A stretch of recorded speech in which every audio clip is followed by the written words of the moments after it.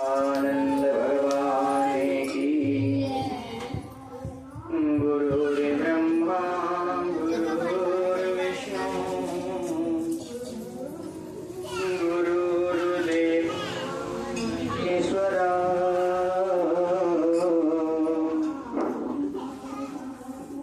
गुरुर् साक्षात् परब्रह्म तस्मै श्री गुरवे नमः।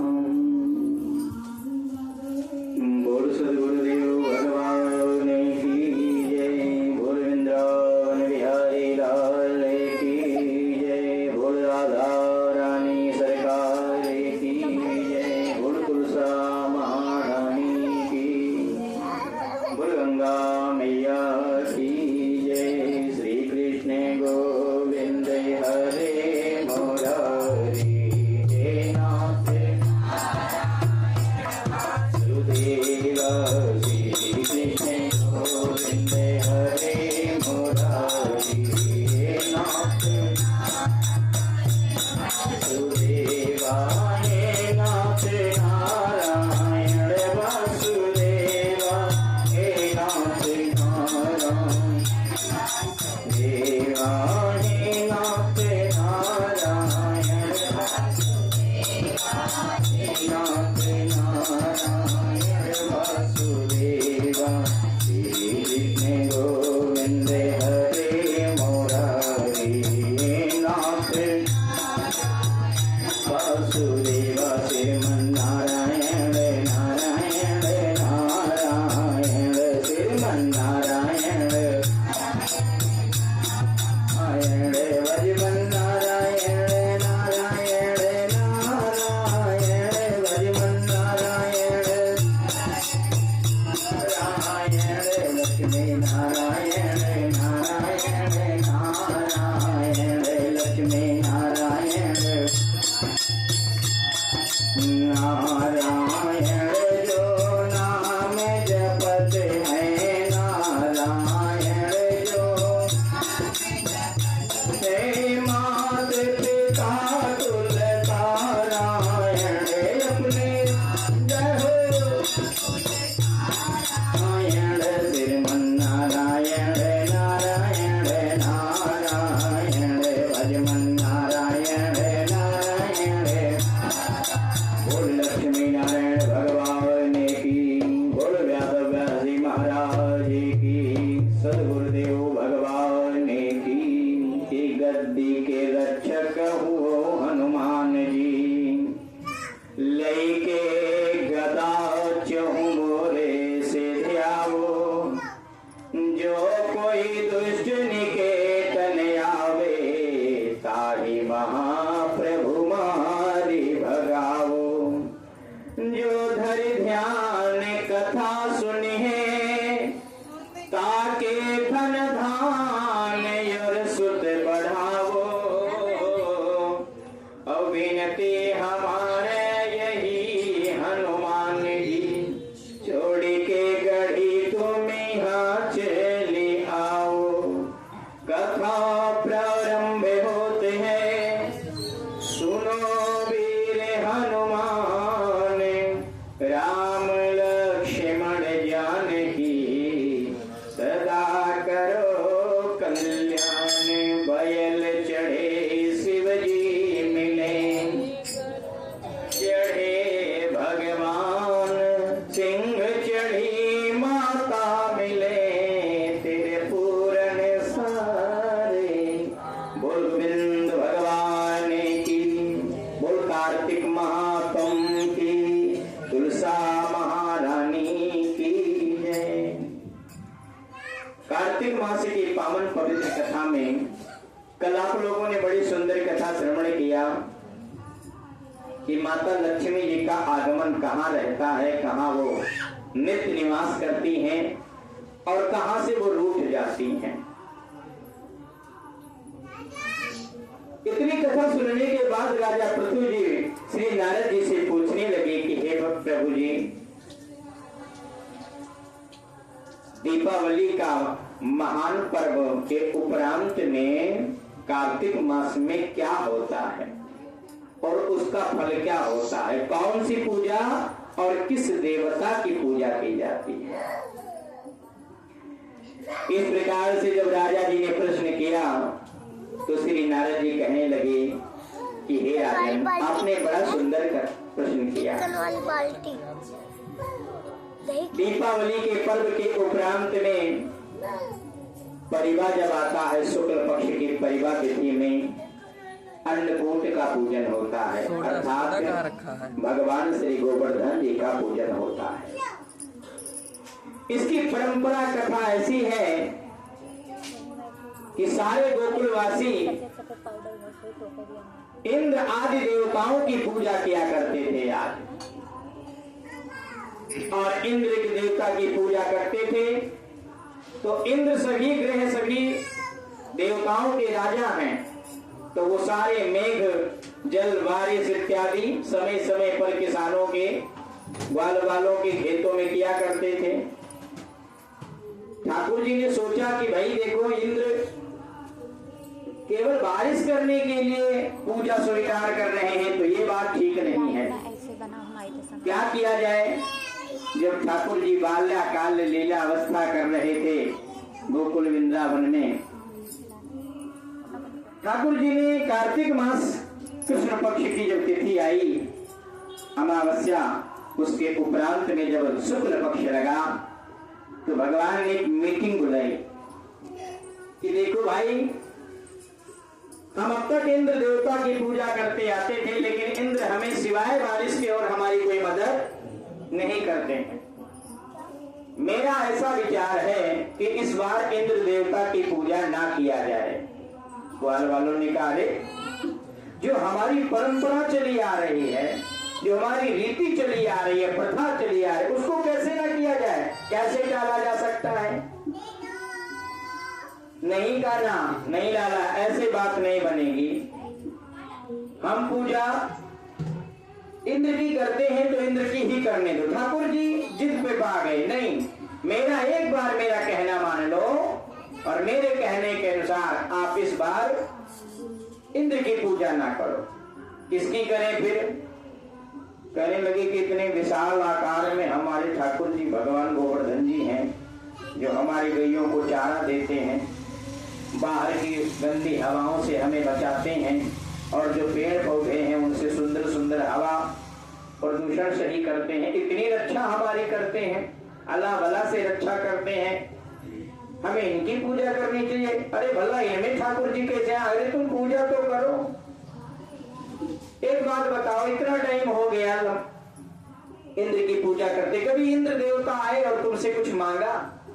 कभी इंद्र देवता प्रसन्न हुए, तुम्हें कोई वरदान दिया? तो कान्हा, तुम्हें क्या लगता है कि तो हम इंद्र की पूजा छोड़ देंगे और ठाकुर गोवर्धन जी की पूजा करेंगे तो गोवर्धन महाराज हमें देंगे सब कुछ? हाँ, मेरी गारंटी है। अब ठाकुर जी को तो लीला करना है, मेरी गारंटी है कि आपको गोवर्धन जी महाराज जरूर देंगे। चलो भैया, अब देखो, शास्त्र कहता है कि यही सर आवत अति कठिनाई, और राम कृपा बिन आई न जाई। बुरे कर्म करने के लिए आप अपने आप से भी चोरी करके करते हो, पड़ोसी से चोरी करके करते हो, नात रिश्तेदारों से चोरी करके करते हो, लेकिन अच्छा कर्म जब भगवान को करवाना होता है तो वो कहीं न कहीं किसी न किसी रूप में आकर के और कार्य संपन्न करवा देता। अच्छे कर्म के पास जाना या करना थोड़ा कठिन है, ये बहुत ध्यान देना। मैं उस दिन बताया भी था कि बहुत अमीर हो जाओगे, धनवान हो जाओगे, इससे तुम मन के धनी हो जाओगे, इसकी कोई गारंटी नहीं है। भगवान ने परिवार तिथि आई, सभी ग्वाल वालों को बुलाया, और बुलाने के बाद में कहने लगे कि चलो पहले इसका नियम क्या है, पहले ठाकुर जी को स्नान करवाओ। अब हे 7 कोस का विशाल पर्वत, अब ग्वाल वाल बाल्टी में पानी ले जा रहे, एक कोने छोड़े बही जाए, एक कोने छोड़े बही जाए। ऐसे तो लाला पूरा साल निकल जाएगा, हम पूरी तरीके से स्नान नहीं करवा पाएंगे, क्या करें? हम तो थक गए भैया, हमें तो इंद्र को नहलाने वहलाने की जरूरत नहीं थी, एक लोटा जल छोड़े ओम इंद्राय नमः किए हो गया काम। ठाकुर जी ने कहा यार ग्वाल बाल तो पहले से हार मानने लगे। भगवान ने मन ही मन में अपनी दासी अर्थात माता गंगा जी का आवाहन किया, और जैसे ही माता गंगा जी का आवाहन किया, पर्वत शिखर पे ही मानसी गंगा का प्रादुर्भाव हो गया। बोल मानसी गंगा की, बोल गंगा मैया की। जैसे ग्वाल वालों ने देखा कि लाला अभी तो 4 ही बाल्टी पानी डाले थे, चमत्कार हो गया। सोचो इतना जल्दी रिजल्ट मिलेगा पता ही नहीं था मुझे। ठाकुर जी ने कहा रे भी आगे तो करो, आगे अब क्या करना है? कहने भैया अब इन पे दूध चढ़ाओ, दही चढ़ाओ, इनका भोग बड़ा होता है क्योंकि इनका पेट भी उसी हिसाब से कितना कम से कम 56 भोग लगता है। अब तो ग्वाल बाल खूब खुश होकर के और इंद्र महाराज की पूजा को छोड़ करके गोवर्धन भगवान की पूजा करना शुरू कर दिए। बोल गोवर्धन भगवान की। 9 बजा तब इंद्र देवता सोचे कि अभी हमारा ध्यान आवाहन क्यों नहीं हुआ भाई? है क्या हुआ? कोई समाचार नहीं आया, कोई ध्यान नहीं किया, किसी ने नाम नहीं लिया। अपने दूत को भेजा, चलिए जाकर के पता तो लगाओ। यहाँ ग्वाल बाल पूजा में भक्ति में मगन है बिल्कुल। दूत जाकर के कहा कि प्रभु वहाँ तो आपका कोई नाम ही नहीं ले रहा है, क्या कर रहे ग्वाल बाल सारे गोकुलवासी? वो तो पर्वत की पूजा कर रहे, पता नहीं क्यों। अरे बाप रे, किसके पता लगाओ कि इसका वेदी कौन है? अरे वही ठाकुर जी है, नंद के लाला। छोटे से बच्चे की कहने में आ गए, सारे पगला गए। अच्छा एक काम करो, ये मानेंगे नहीं, अब जाओ तुम अपना रुद्र रूप दिखाओ। और इंद्र के कहने पर मेघ इत्यादि सब प्रकोप रूप प्रचंड रूप में आकर के और मेघालय का वर्षा करना शुरू कर दिए। इधर ग्वाल बाल घबराने लगे, इतनी विपत्ति कभी आई नहीं थी। मैं कह रहा था इसे बच्चा है, इसका कहना मत मानो।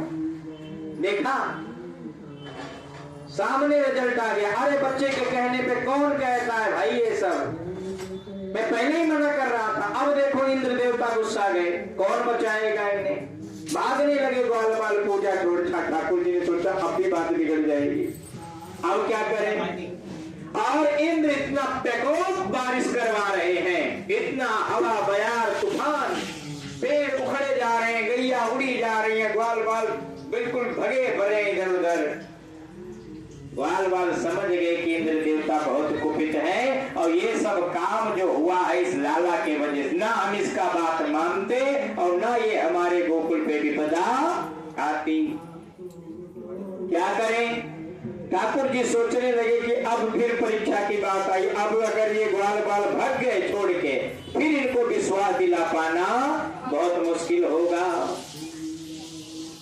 कहने लगे ग्वाल बाल हे भाई घबराओ मत, आपने इनकी पूजा किया है तो इन पे उम्मीद भी रखो, ये आपकी रक्षा। अब क्या रक्षा करेंगे? सब कह गया, अब क्या रक्षा करेंगे? कहने लगे भैया मैं तो ये कहता हूं कि सभी लोग चल करके पर्वत को उठाओ।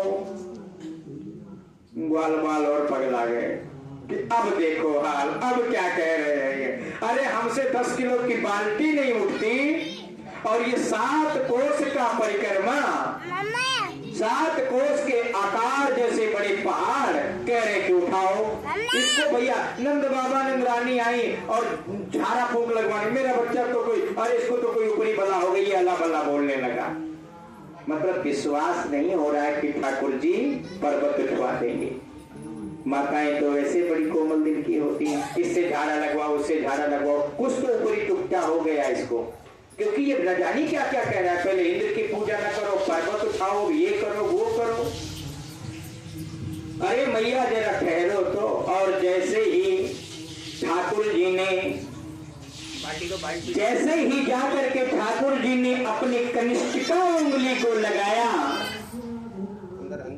पूरा 7 कोस का पर्वत ठाकुर जी ने कनिष्ठिका उंगली में उठा लिया। बोल गोवर्धन भगवान की, बोल वृंदावन बिहारी लाल की। और ग्वाल बालों से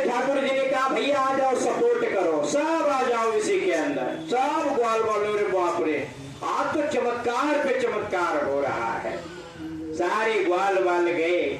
जब 10-5 मिनट बीता तो सोचने लगे, देखो भाई, तुम लोगों को शर्म भी नहीं आ रही। छोटा सा बालक अकेला पर्वत उठा के खड़ा, ये नहीं कि तुम लोग भी थोड़ा हाथ